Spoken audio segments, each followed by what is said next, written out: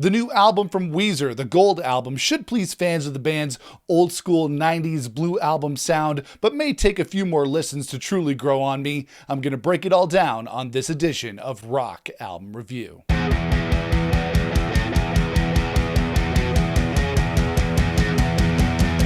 Hey, what's up everybody? It's Nick here with you. Welcome back to the channel. The Gold album is Weezer's 20th, that's right, 20th studio album. It's the follow-up to 2022's Seasons Winter. I'm a ride or die Weezer fan going back a long time. Through thick and thin, through good and bad. I know a lot of Weezer fans aren't necessarily big on some of their post-Pinkerton music, but you know what? I don't think there's a Weezer album that I don't like. I even like Raditude. As you can see, I have my Weezer collection proudly displayed on my CD rack here in the Rock Room, from the Blue album all the way down to Seasons Winter, with a spot reserved for the Gold album. Now that's dedication. That's right, I pretty much love every Weezer album. In fact, I've ranked them all here on the channel before. I'll link that video up for you here. And last week on the channel, I actually did a ranking of all their color albums from blue through to green, through to red, white, teal, and black. I ranked them all from my least favorite to favorite. That's on the channel right now, and I'll link that up for you here. Weezer gave us a lot of music in the early 2020s. We had Van Weezer, we had OK Human, we had the Seasons Project. They took a long hiatus, about 4 years away from recording, but now they're back with the Gold album. And it's true, after branching out sonically from the Black album through to Seasons for a very good chunk of their albums over the last decade or so, Weezer have very much returned to their classic Blue album, Pinkerton era sound. Longtime old school Weezer fans will definitely enjoy the Gold album because it's vintage Weezer. Yes, all you old school Weezer fans who give Rivers crap about albums like Raditude and Hurley or Pacific Daydream, this one's for you.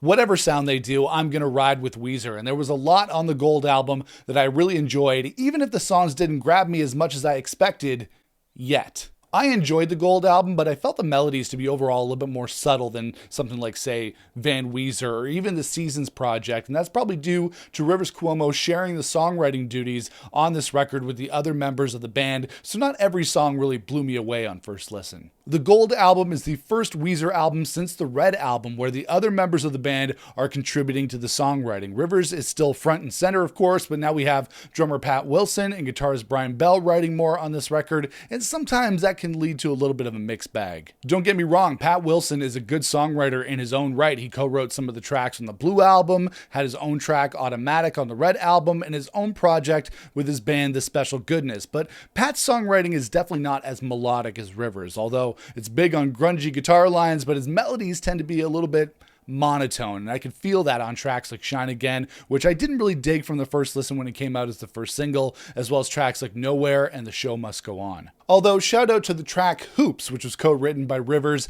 and Pat. It might be the catchiest song on the record.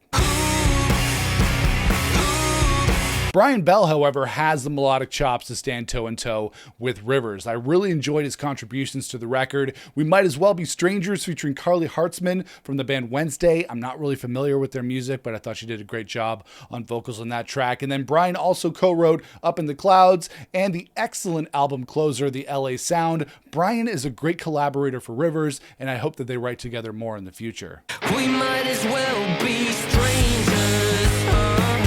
Before we continue, guys, if you like this video, make sure to toss me a thumbs up. I'd very much appreciate that. If you like this channel, you like what I'm doing, and you want to talk more about our favorite bands, make sure to smash the subscribe button so you don't miss out on future videos. All right, let's get back to it. As I said in the intro of the video, this album should really appeal to old school fans of Weezer's 90s Blue album, Pinkerton era sound. As such, there are some great guitar solos on this record. Rivers continues to shred on tracks like the opener of this record, Say Yes, which I thought was a really good song.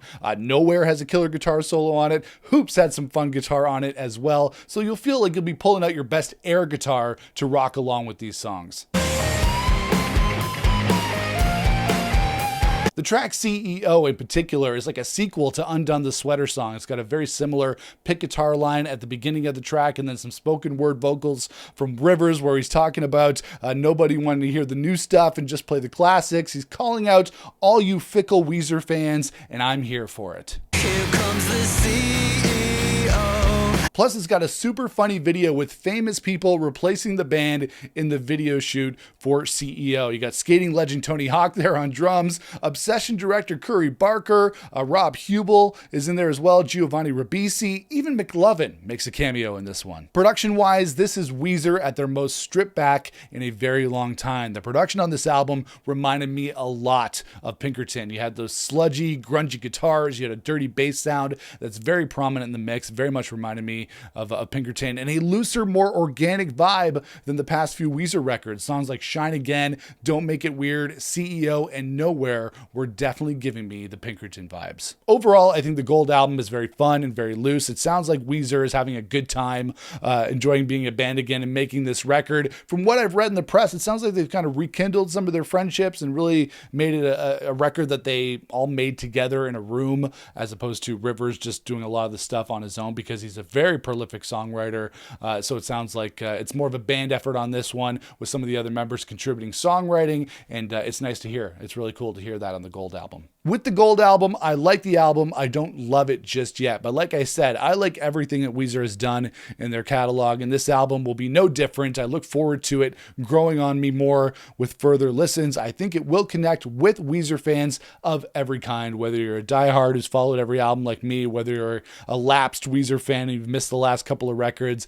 I think you should give it a chance. I'm going to give the Gold album a 3.5 out of 5. Favorite songs for me on the Gold album were Say Yes, We Might As Well Be Strangers, CEO, which I think is my favorite track on the record, Hoops, The Show Must Go On, and the LA Sound. And that's it, guys. That's my rock album review for the new album from Weezer, the Gold album. Now it's your turn. Hop into the comments below. Let me know what you thought of the new record from Weezer. If you like this video, make sure to toss me a thumbs up. I'd very much appreciate that. And if you like this channel, you like this video, and you want to talk more about our favorite bands, make sure to smash the subscribe button so you don't miss out on future videos. But I'll see you guys again for another rock album review here on the channel. Until then, rock on, everybody.